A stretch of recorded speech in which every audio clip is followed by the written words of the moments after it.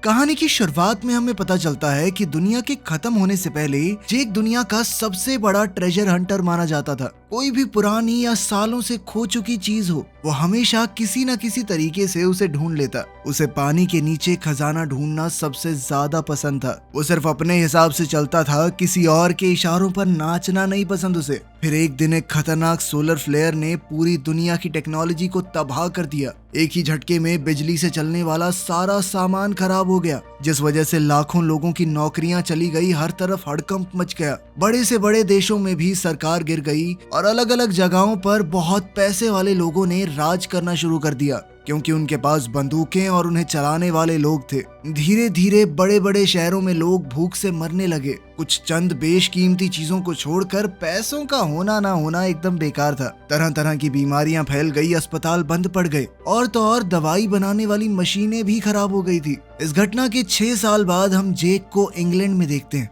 वो अभी भी एक ट्रेजर हंटर के तौर पर काम कर रहा था। वो थोड़ा संभलते हुए एक पुराने से इलाके में गया। थोड़ी देर आसपास देखा, फिर एक होटल में घुस गया और सीढ़ियां चढ़ के पेंट हाउस तक गया। वहाँ एक बड़ा किताबों का शेल्फ था, जिसे उसने ध्यान से देखा और उसके पीछे एक छुपा हुआ कमरा मिला। जेक ने तुरंत छोटे छोटे बम लगाए और स्टील का दरवाजा उड़ा दिया। उसने अपनी बैटरी जोड़ी ताकि लाइट मिल सके। वहाँ एक तिजोरी है जिसमें कीपैड और पासवर्ड चाहिए। जेक ने चाबी पर लगे उंगलियों के निशान देखे और अपनी एक कॉपी में सारे अक्षरों को लिखकर सही पासवर्ड का अंदाजा लगा लिया। तिजोरी खोलने पर उसे पुराने म्यूजिक रिकॉर्ड्स मिले। उसने वही रिकॉर्ड बजाया जिसका नाम पासवर्ड था। जैसे ही म्यूजिक बजने लगा, एक दूसरी छुपी हुई तिजोरी खुल गई, जिसके बाद जेक ने उसमें से एक महंगा वायलिन निकाला। तभी पुलिस की यूनिफॉर्म पहने हुए कुछ गुंडे अंदर घुस आए और जेक से वायलिन मांगने लगे। जेक ने मना कर दिया और धमकी दी कि एक कदम आगे बढ़ाया ना, तुम में से एक जिंदा नहीं जाएगा यहाँ से। पर गुंडे ने फिर भी उसके ऊपर हमला कर दिया।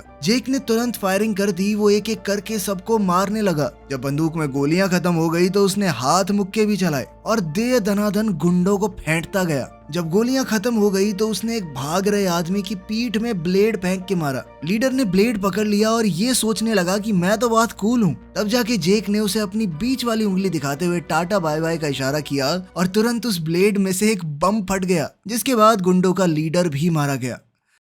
कुछ देर बाद जेक एक बड़ी सी हवेली में गया जो अब एक फैक्ट्री बन चुकी है और वहाँ बहुत सारे गार्ड्स भी हैं। उसने वो वायलिन एक वॉरलॉर्ड के असिस्टेंट को दिया। उसने कहा कि राजा ऑगस्ट तुम्हें एक और काम देना चाहते हैं। जेक को बड़ा अजीब लगा कि ये वॉरलॉर्ड अपने आप को राजा बुलवा रहा है। उसने मना कर दिया, क्योंकि इस काम के लिए उसे समुद्र पार जाना होगा दूसरे देश में। वहाँ पर क्या हाल है कोई नहीं जानता। जब ऑगस्ट ने ये सुना कि जेक ने मना कर दिया है तो उसने अपने असिस्टेंट से कहा कि उसे एक ऐसा ऑफर दो जो वो मना ना कर सके। इसके बाद जेक अपने घर वापस आया। उसके घर पर एक टूटी हुई बोट मौजूद थी। उसने अपने घर पर तरह तरह के जाल बिछाए हुए थे ताकि कोई भी चुपके से उसके घर में घुस ना सके, और साथ ही उसने अपने कुत्ते को खाना भी खिलाया। फिर उसने अपनी पेमेंट को चेक किया, जिसके अंदर थोड़ा खाना, कुछ चीजें और एक रिकॉर्ड था। उसने रिकॉर्ड बजाया और खाना खाते हुए ड्रिंक करते हुए सो गया। रात को उसने सपना देखा कि वो एक नई बोट में दुनिया भर में घूम रहा है। सुबह वो आवाज सुन के उठ गया। बाहर गया तो देखा कि एक सिपाही उसके ट्रैप में फंसा हुआ था।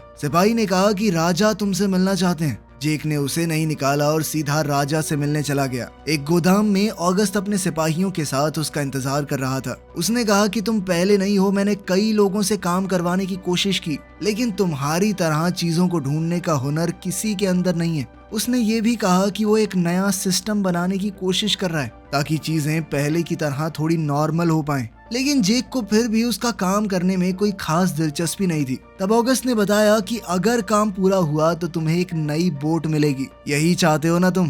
दरअसल मिशन है मोनालिसा पेंटिंग को उस तक पहुंचाना। उसे एक अनजान जगह पर किसी तहखाने में रखा गया है। जब पेरिस के ऊपर हमला हुआ तो सरकार ने अपना पूरा खजाना वहां छुपा दिया था। ऑगस्ट ने कहा कि वो जेक को पूरी मदद, खाना और उसकी जरूरत की हर चीज देने को तैयार है, बस तुम्हें किसी भी हाल में ये मिशन पूरा करना होगा। बोट के लालच में आकर जेक मान गया। उसने अपने कुत्ते को ऑगस्ट की असिस्टेंट के हवाले करते हुए कहा कि अगर मैं वापस ना आऊं तो प्लीज इसका ध्यान रखना। जेक पहले तो शांत था, लेकिन जैसे ही वो एयरपोर्ट पहुंचा तो उसे बड़ी चिंता होने लगी, क्योंकि उनके प्लेन में पहले ही गोलियों के छेद थे।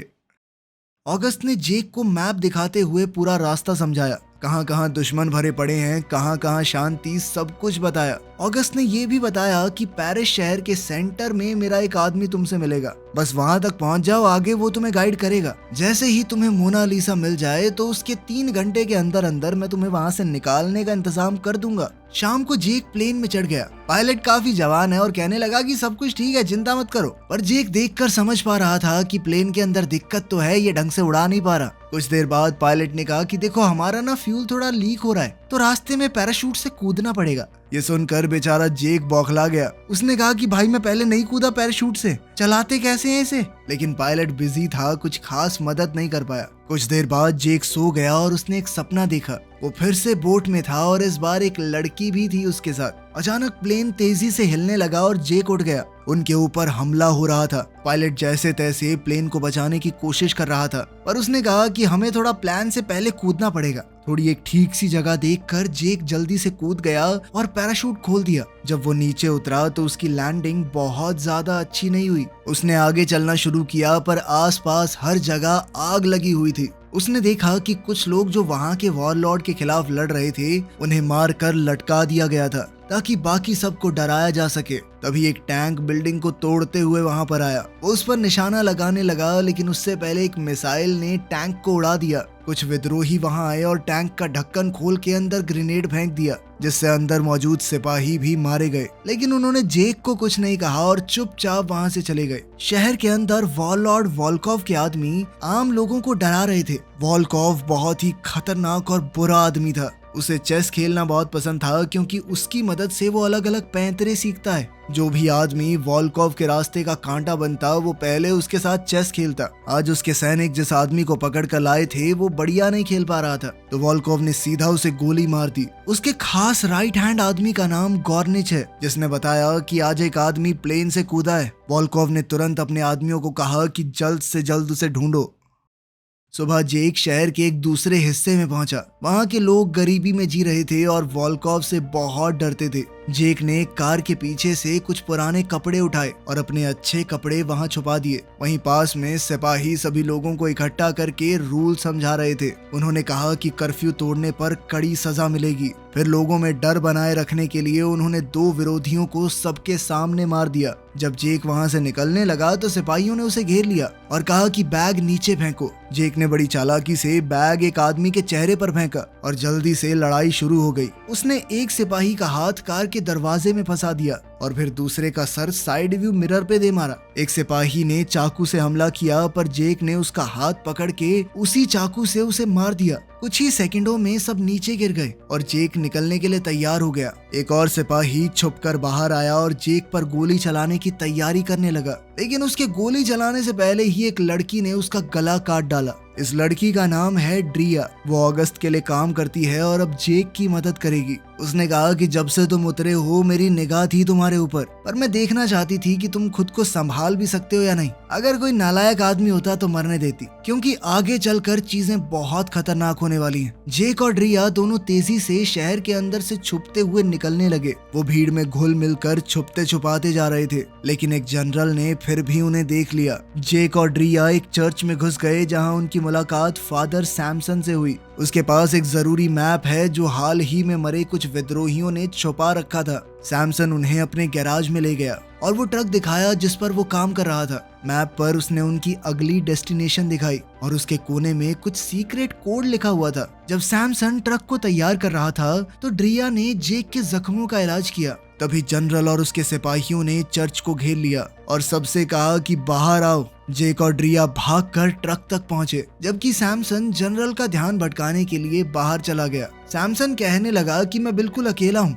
लेकिन सिपाहियों ने उसकी बात नहीं मानी। कुछ सिपाही चर्च के अंदर ढूंढने चले गए। बाहर सैमसन ने अपनी बंदूक निकाली और जनरल के हाथ में गोली मार दी, जिसके बाद तुरंत ही बाकी सिपाहियों ने उसे गोलियों से भून दिया। अंदर सिपाही भी गैराज तक पहुंचे और ट्रक के अंदर बैठे जेक को देखकर उनका ध्यान भटक गया। तभी ड्रिया ने अचानक पीछे से हमला करके उन लोगों को मार दिया, कुछ को बंदूक से तो किसी को चाकू से। बाहर वाले सिपाही अभी भी सैमसन पर गोलियां चला रहे थे, इसीलिए उन्हें अंदर चलने वाली बंदूकों की आवाज नहीं आई। लेकिन जैसे ही जेक ने ट्रक स्टार्ट किया तो रेडियो जोर से बजने लगा और उन्हें आवाज सुनाई दे गई। एक इशारे पर टैंक ने चर्च पर गोले बरसा दिए। लेकिन जेक और ड्रिया एन मौके पर गैराज का दरवाजा तोड़कर ट्रक लेकर निकल गए। सिपाहियों ने धुआंधार फायरिंग की पर गोलियों का ट्रक के ऊपर कोई असर नहीं हो रहा था। अब जेक ने ट्रक को एक रैंप पे चढ़ाकर टैंक के ऊपर से कुदा दिया और वो लोग वहां से बचकर निकल गए। लेकिन अभी भी वोल्कोव के कुछ सिपाही बाइक्स पर उनका पीछा करने लगे। जल्द ही वो एक चेक पॉइंट पर पहुंच गए जहां गार्ड्स ने भी फायरिंग शुरू कर दी। लेकिन जेक अब तक समझ गया था कि उनका ट्रक बुलेट प्रूफ है, तो उसने बिना रुके रोड ब्लॉक के ऊपर से छलांग लगा दी। अगले रोड पर एक और कार आ गई जिसमें और ज्यादा सिपाही थे, तो जेक को एक बिल्डिंग के अंदर घुसना पड़ा। टैंक ने दूर से उन पर एक गोला दागा, लेकिन उसका निशाना सही जगह नहीं लगा। वो एक दूसरी गाड़ी को जा लगा जो धमाके से रोड पर गिर पड़ी, जिससे टकराकर कई बाइकर्स गिर गए। जेक ने एक जबरदस्त तेज मोड़ लिया और धमाके से बच गया। ड्रिया ने कहा कि जल्दी से टनल में घुस जाओ, और वो दोनों जल्द से जल्द वहां से निकल गए। टनल में 2 बाइकर्स अभी भी उनका पीछा कर रहे थे। बाहर निकलते ही उनके सामने एक और टैंक आया। टैंक ने जबरदस्त हमला किया, लेकिन जेक ने ऐन मौके पर ट्रक को वहां से हटा दिया। भाग दौड़ फिर से शुरू हो गई और अब सिपाही उन्हें हर तरफ से घेरने लगे थे। अचानक ड्रिया ने ग्रेनेड फेंक कर बाइकर्स को तो गिरा दिया, लेकिन अभी भी एक गाड़ी उनके पीछे थी। टैंक ने फिर से फायर किया, लेकिन जेक ने ट्रक को कुदा दिया और वो गोली सीधा उनके दुश्मनों को जा लगी। फैसिलिटी के एक नए हिस्से में घुसते ही एक और गाड़ी सिपाहियों के साथ आ गई। टैंक फिर से तैयार था गोला मारने के लिए, लेकिन जेक ने तेजी दिखाकर अचानक कट मार दिया और फिर से उनके दुश्मन ही घायल हो गए। अब जेक और ड्रिया आखिरकार वहां से बचकर निकल ही गए थे।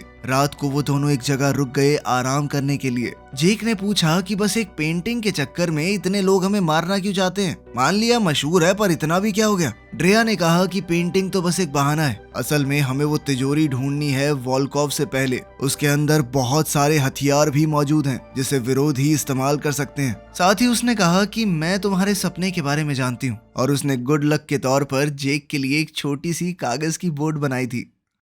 अगले दिन वोल्कोव अपनी ट्रेन में उस तिजोरी को ढूंढने निकल गया। जनरल ने वहां आकर उसे बताया कि सिर्फ 2 आदमी थे और उनकी पूरी टीम को हरा दिया, लेकिन वोल्कोव ने उसकी नाकामी से चिढ़कर फटाक से उसे गोली मार दी। उधर जेक और ड्रिया एक पुरानी बिल्डिंग में पहुंचे जहां पर एक तिजोरी है। कुछ देखकर ड्रिया डर गई क्योंकि ये एरिया रैट्स के कब्जे में है। रैट्स दरअसल कुछ ऐसे कैदी थे जो जेल में बड़े लंबे समय तक बंद रहे। जब उन्हें खाना नहीं मिला तो वो आदमियों को खाने लगे, और अब वो जिसे पकड़ लेते हैं उसे खा जाते हैं। तभी उनके पास ही आग से हमला हुआ, मतलब कोई तो उनका पीछा कर रहा है। वो दोनों अंदर दौड़े और दीवार पर उन्हें खून दिखा।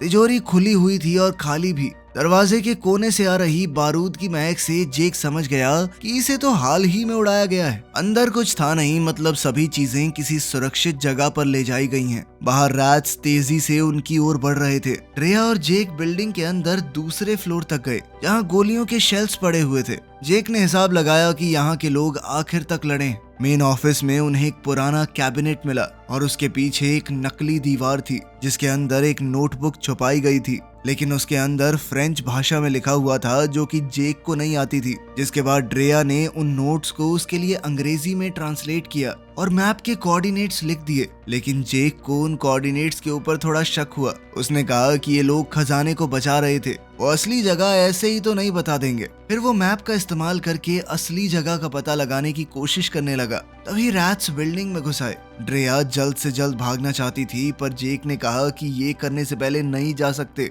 जल्द ही उसने सही जगह का नाम डिकोड कर ही लिया। नाम आया सेंटर हॉफ। ड्रिया ने बताया कि ये तो एक मशहूर किला है, और साथ ही मैप में वो जगह जेक को दिखाई। उधर रैट्स सब तेजी से सीढ़ियां चढ़ रहे थे, लेकिन इतने में जेक और ड्रिया खिड़की से बाहर निकल गए। जेक ने उस कमरे के दरवाजे के हैंडल पर एक ग्रेनेड छोड़ा था। जैसे ही रैट्स ने दरवाजा खोला, जबरदस्त धमाका हुआ और वो सभी अंदर ही मारे गए। ट्रक में वापस जाकर ड्रिया ने विद्रोहियों को फोन किया और कहा कि सेंटर हॉफ में हमें मिलो। थोड़ी देर बाद वोल्कोव भी अपनी ट्रेन में उस जगह पहुंच गया। उसने रोड पर ट्रक के टायरों के निशान देखे। उन निशानों का पीछा करते हुए वो लोग वहां तक पहुंच गए जहां पर जेक और ड्रिया ने उस किले का पता लगाया था। वहां पर गॉर्निच को वही नोटबुक मिली जिसके अंदर कोऑर्डिनेट्स लिखे हुए थे, पर वोल्कोव भी इतना समझदार तो था कि ये सब इतनी आसानी से नहीं मिलेगा हमें। उसने यूवी लैंप की मदद से ड्रिया के फिंगरप्रिंट देखे, क्योंकि अगर किसी को भी मैप में एक जगह मिल जाए तो वो उस पर हाथ तो लगाता है। अब वो समझ गया कि असली जगह सिंटरहॉफ में ही है।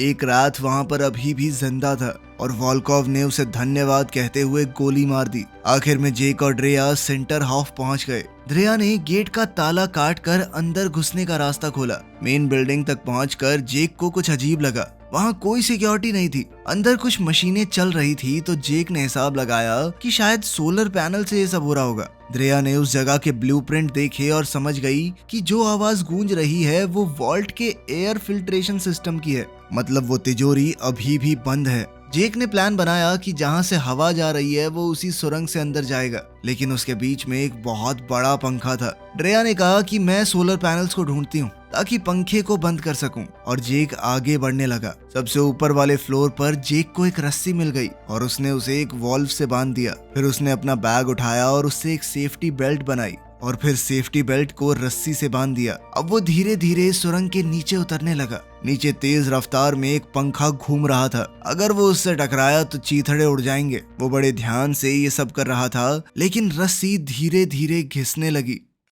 अंदर ड्रेया सोलर पैनल्स वाले एरिया तक पहुंच गई। उसने जल्दी से गोलियां चलाना शुरू किया। उसका पहला निशाना तो चूक गया, लेकिन दूसरे शॉट से उसने सारा सिस्टम खराब कर दिया। रस्सी टूटने से जैसे ही जेक नीचे गिरा, फैन अचानक रुक गया और किसी तरह अपने हीरो की जान बच गई। धड़ाम से गिरने के बाद भी जेक उठा और उसने एयर डक्ट को देखा। वो पानी से भरा हुआ था। उसने गहरी सांस ली और पूरी ताकत से तैरते हुए अंदर घुसा। वो ऊपर के रास्ते तक पहुंच गया, लेकिन वो दरवाजा बंद था। जेक ने पूरी जान लगा दी उसे तोड़ने के लिए। बड़ी मुश्किल से वो बचकर बाहर निकल पाया। अब जेक तिजोरी के अंदर पहुंच गया था। उसने अंदर से दरवाजा खोला ताकि ड्रेया भी आ सके। वॉल्ट के अंदर मोनालिसा मिली। वो कोई असली पेंटिंग नहीं थी, वो तो दरअसल एक न्यूक्लियर बॉम्ब है जिसके ऊपर मोनालिसा की पेंटिंग बनी हुई है। ये देखकर जेक पूरी तरह चौंक गया, लेकिन ड्रेया इसके बारे में पहले से जानती थी। उसने कहा कि अगर तुम्हें ये बात पता भी होती तो क्या फर्क पड़ता, जरूरी नहीं थी तो नहीं बताई। ड्रेया ने बताया कि जब अमेरिका ने जापान के ऊपर बम गिराया था तब उन्होंने एक बम रशिया के लिए भी बचा कर रखा था। ये वही बम है और अगस्त से इस्तेमाल नहीं करना चाहता। वो बस वोल्कोव जैसे खतरनाक लोगों से इसे दूर रखना चाहता है, क्योंकि अगर उनके हत्थे चढ़ गया तो वो चला देंगे। जेक ने कहा कि कोई भी वॉर लॉर्ड भरोसे के लायक नहीं है, ना वोल्कोव ना अगस्त। साथ ही उसने कहा कि वोल्कोव के खिलाफ लड़ने का कोई फायदा नहीं है, वो बहुत ताकतवर है, आखिर में वो ही जीतेगा। खैर जल्द ही कुछ विद्रोही वहां आए ड्रेया की मदद करने के लिए, लेकिन अब जेक कहने लगा कि मुझे तुम सबसे कुछ लेना देना नहीं है, मैं जा रहा हूँ, मुझे इस सब का हिस्सा नहीं बनना। इतना कहकर वो ट्रक में बैठा और वहां से निकल गया। थोड़ी देर बाद वोल्कोव की ट्रेन सिंजरहॉफ पहुंची और उसके सिपाहियों ने फायरिंग शुरू कर दी। विद्रोहियों ने बचने की बहुत कोशिश की, लेकिन सिपाहियों ने उन्हें मार गिराया। गॉर्निच ने अपनी मिसाइल से हमला करके ट्रक को उड़ा दिया। अब वोल्कोव को उस तिजोरी की चाबी मिल गई थी और उसने बम को ट्रेन में रखवा लिया। उधर जेक एक जगह पर रुककर ड्रेया की दी हुई वो छोटी सी बोट देखने लगा। उसे देखकर जेक का मन बदल गया। वो किले पर वापस गया और हर तरफ फैली हुई लाशें देखी, लेकिन ड्रेया अभी भी जिंदा थी। उसने जल्दी से ड्रेया के जख्म को बांधा। ड्रेया ने कहा कि तुम सही कह रहे थे, ये सब कुछ बेकार है, आखिर में वोल्कोव ही जीतेगा। पर अब जेक मन बना चुका था। उसने कहा कि ऐसा कुछ नहीं है, मैं तो बस भाग रहा था इस सब से। वोल्कोव को हम रोकेंगे, उस साले की ट्रेन ही उड़ा देंगे। अब उन दोनों ने कुछ बम अलग अलग जगहों पर लगा दिए। उनके बाहर निकलते ही जबरदस्त धमाका हुआ और पूरा किला उड़ गया। शाम को ट्रेन धुंध की वजह से धीरे चल रही थी। वोल्कोव को बहुत गुस्सा आया और उसने कंडक्टर को ही गोली मार दी, जिसके बाद ट्रेन धुंध को चीरते हुए जाने लगी। उधर जेक ट्रक को तेजी से चलाते हुए ब्रिज पर गया और जैसे ही ट्रेन उसके पास से निकली वो उस पर कूद गया। उसने एक दरवाजा खोलकर ग्रेनेड अंदर फेंका, जिससे कई गार्ड मर गए। कुछ लोग बच गए तो जेक अपने हाथों से ही उनसे लड़ने लगा और फिर एक की बंदूक छीनकर सबका सफाया कर दिया। फायरिंग की आवाजें सुनकर गॉर्निच वहां पहुंच गया। दोनों के बीच जबरदस्त लड़ाई छिड़ गई। गॉर्निच भी काफी ताकतवर था। वो दोनों एक दूसरे को बराबर की टक्कर दे रहे थे। गॉर्निच ने जेक को धक्का दिया और वो बम के पास जा गिरा, लेकिन इस बार जब वो जेक पर हमला करने आया तो जेक ने मुक्का मारकर उसके गोटे फोड़ दिए। इतने में पीछे से वोल्कोव आ गया और जेक को देखते ही तुरंत गोली चलाने लगा, लेकिन जेक ने बड़ी चालाकी से गॉर्निच को अपने आगे कर दिया, जिससे गोली गॉर्निच को जा लगी। अब जेक ने मौका देखकर वोल्कोव पर हमला बोल दिया। दोनों के बीच जबरदस्त लड़ाई शुरू हो गई। जेक ने वॉल्कोव के हाथ पर कंपस से छेद कर दिया और उससे चाबी छीन ली। उधर ड्रेया ब्रिज तक पहुंच गई और उधर आसपास बम लगा दिए। जैसे ही ट्रेन ब्रिज के पास पहुंची तो ड्रेया ने ब्रिज उड़ा दिया। साथ ही जेक ने भी ट्रेन से छलांग लगा दी। वॉल्कोव ट्रेन को रोकने की कोशिश कर रहा था पर बहुत देर हो चुकी थी। ट्रेन सीधा खाई में गिर गई और एक जबरदस्त धमाका हुआ। ये सब देखकर ड्रेया रो रही थी। उसे लगा कि जेक मारा गया, लेकिन उसने तो पीछे से आकर कहा कि रो क्यों रही है तू। ड्रेया उसे देखकर खुशी के मारे उससे लिपट गई। कुछ समय बाद इंग्लैंड में जेक ने उस न्यूक्लियर बम को एक्टिवेट करने वाली चाबी ऑगस्ट को दी और कहा कि बम अब खाई के नीचे पड़ा है, सिर्फ इस चाबी से ही उसे एक्टिवेट किया जा सकता है। ऑगस्ट ने कहा कि मेरे लिए उस बम को वापस लेकर आओ, पर जेक ने साफ मना कर दिया। उसने साफ कहा कि मुझे अब और मिशन नहीं करने और फिर वादे के मुताबिक अपनी नई बोट लेकर वहां से निकल गया। ड्रेया भी अब उसके साथ थी और दोनों एक दूसरे को चाहने लगे थे। उन्होंने फैसला किया कि अब वो इस बोट पर चढ़कर दुनिया घूमेंगे। आखिर में ऑगस्ट ने अपनी तिजोरी में चाबी रख दी और वहाँ पर असली मोनालिसा पेंटिंग पहले से मौजूद थी। वीडियो पसंद आई तो लाइक कर देना, चैनल को सब्सक्राइब कर लेना। मिलते हैं अगली वीडियो में।